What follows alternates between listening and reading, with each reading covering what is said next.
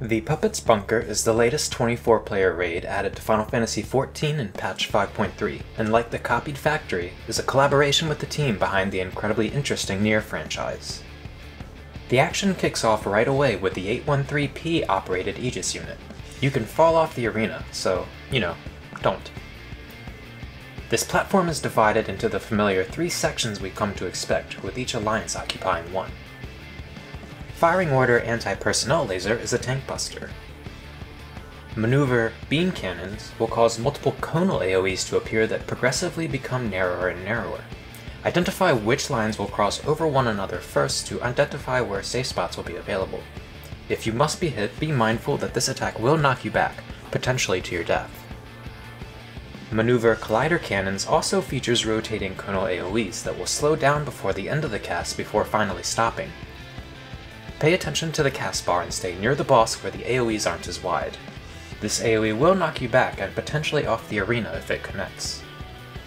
Firing Order Surface Laser will target players with an orange marker, causing them to drop Akrai-style AoEs that hit the same spot multiple times in quick succession. Drop these away from the raid and quickly move out when they start hitting. Aerial Support Swoop will summon 3 flight units that will cast Flight Path Column AoEs after a short delay. Maneuver Refraction Cannons will expose glowing red cannons from beneath the spikes formed by the boss's plating. Don't stand in front of these for obvious reasons. Maneuver Diffusion Cannon is a raid-wide AoE. Aerial Support Bombardment will summon 3 flight unit adds, 1 at each alliance platform. These must be killed before they finish their cast of Maneuver Saturation Bombing to avoid a raid wipe. 1 finishing its cast is survivable, but 2 or more is probably pushing it at roughly 70k damage taken per cast for non-tanks. Firing Order High-Powered Laser is a standard stack marker that gives magic vulnerability up, with 1 at each alliance. Initializing Program Life's Last Song causes a ring to radiate from the boss. This ring has gaps in it which indicate where the safe spots will be when the AoEs go off. There is some trash in the next room, but all you really need to know is that when the big boys cast Maneuver Volt Aire, if they aren't interrupted, the entire raid will take damage and, more importantly, get a fun paralysis debuff. The raid will next encounter the 767P operated Superior Flight Unit Beta, 3 of them. Apply Shield Protocol will apply a buff and debuff combo to itself and players that basically locks each alliance into only DPSing their own mob. Once one of the flight units has been felled, these fall off. Maneuver Missile Command is a standard raid-wide AoE. Maneuver Incendiary Bombing marks players with an orange marker, and after a short delay drops a giant fire puddle where they were standing. This is immediately followed by Maneuver High-Powered Laser, this time as a line stack. Be mindful of the other alliance's positioning. This gives magic vulnerability up, so if you shoot each other, people will die. Formation Sharp Turn causes the mobs to arrange in a triangle formation. Blades will be hanging out of each flight unit.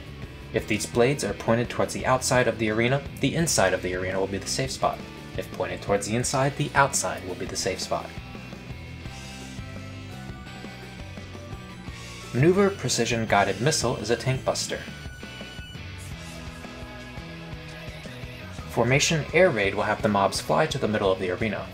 3 large circle AoEs will appear in the middle of the arena as the bosses cast Lethal Revolution, while traveling exoflare markers appear around the outside of the arena.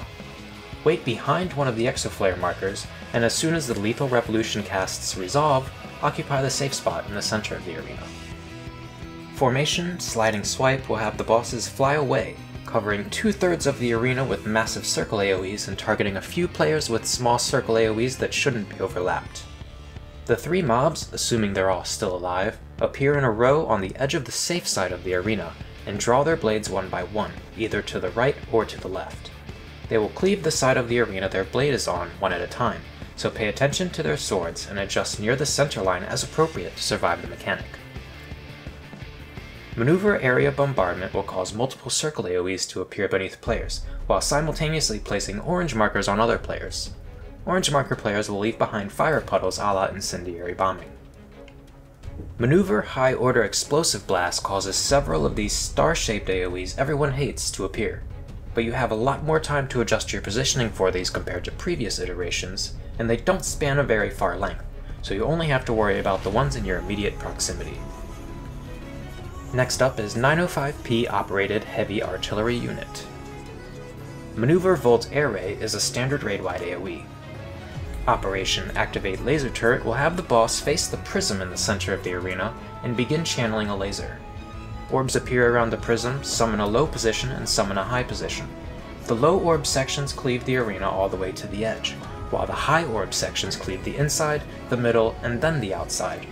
Wait in one of the high orb sections near the edge of the arena until the large AoEs in the low orb sections resolve, before moving into them.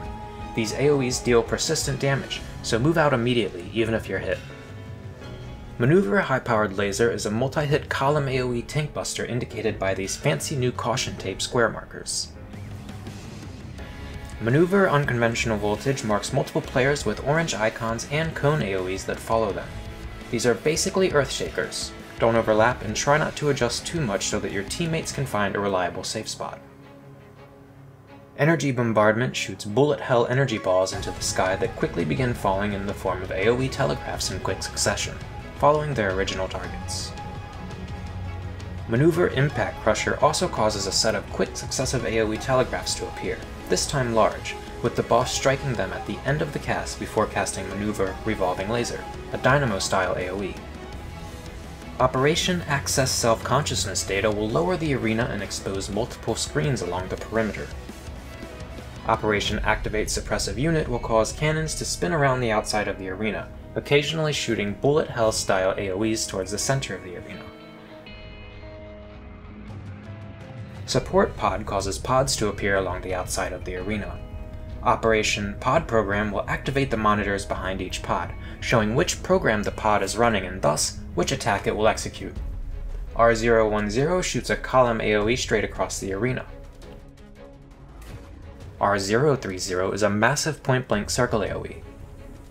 Later in the fight, these pods can appear together, so it will be important to identify the adjacent R010 column AoEs that are farthest from the R030 circle AoEs to find the safe spot.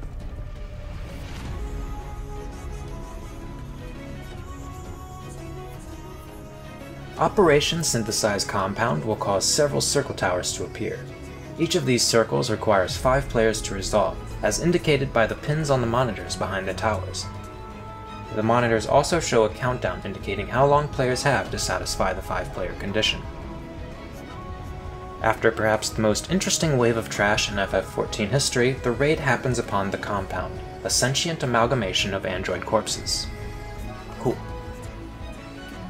Mechanical Laceration is a very spicy raid-wide AoE. Mechanical Dissection shoots column AoEs in the directions the red lasers emitting from the compound are pointed. Mechanical Decapitation is a Dynamo-style AoE. Move into the boss's hitbox to dodge. Mechanical Contusion causes a bunch of circle telegraphs to appear underneath random players, while marking further players with targeted circle AoEs. Incongruous Spin has the compound appear along the outside of the arena in 2 places. Both compounds split into 2 pieces, with lasers cleaving to their left and right. The safe spot will be where the openings in the 2 compounds intersect. Upon its defeat, the compound will reform into Compound 2P. If the raid wipes from this point, the fight will start from here. Centrifugal Slice is another spicy raid-wide AoE. Relentless Spiral will cause a series of large circle AoEs to appear beneath the raid. Prime Blade has a variety of patterns, similar to the TG Sid swords in Orban Monastery. When the sword is pointed behind 2P towards the sky, it's a massive, non-telegraph point-blank circle AoE that players should move away from. When the sword is raised above 2P's head and pointed towards the ground, it is a wide cleaving AoE in the direction she is facing. When she jams her sword into the ground a la Excalibur, it is a Dynamo-style AoE, with the safe zone inside the boss's hitbox. Compound 2P will begin casting Prime Blade and tethering to multiple locations. One of these tethers will have subtle orbs of electricity flowing from 2P to the destination marker. This tether is the true indicator while any others are baits. At the end of the cast, Compound 2P will teleport to the true destination before resolving the Prime Blade cast. 3 parts Disdain is a giant stack marker. The raid should stack and remain stacked together until a total of 3 hits have come out. These hits knock the Alliance back, so be sure not to orient in a manner that will knock you into the arena's walls, and run back into the stack if you are knocked in an awkward direction. Compound Pod R012 will summon 4 pods around the arena, causing tank busters and targeted circle AoEs to go out. Adjust accordingly.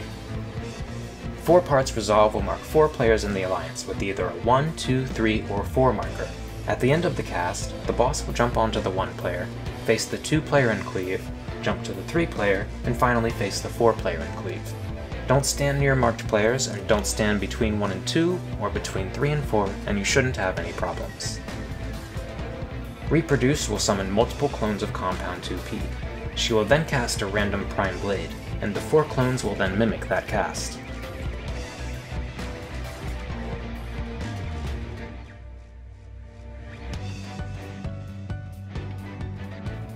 Energy Compression will summon multiple sets of towers around the arena. To resolve this, simply have 1 player stand in each of the circles, and be mindful of the subsequent sets that will appear. During subsequent sets, 2P will cast Force Transfer, causing the towers to jump at the end of the cast. Just as before, the tether with orbs of lightning shooting across it is the real jump, while the others are baits. Standing in a bait as it resolves will give you a special surprise. Compound Pod R011 will summon pods along the edges of the arena. They will charge a column AoE that shoots straight across the arena, but once again 2P will employ Force Transfer. Identify the eventual destination of the teleporting pods to deduce where the safe spot will be. 2P will continue layering these various mechanics together until she is defeated. I hope you enjoyed this guide and found it useful. If you have feedback for how these guides could be better in the future, I'll be keeping an eye on the comments. Thanks for watching.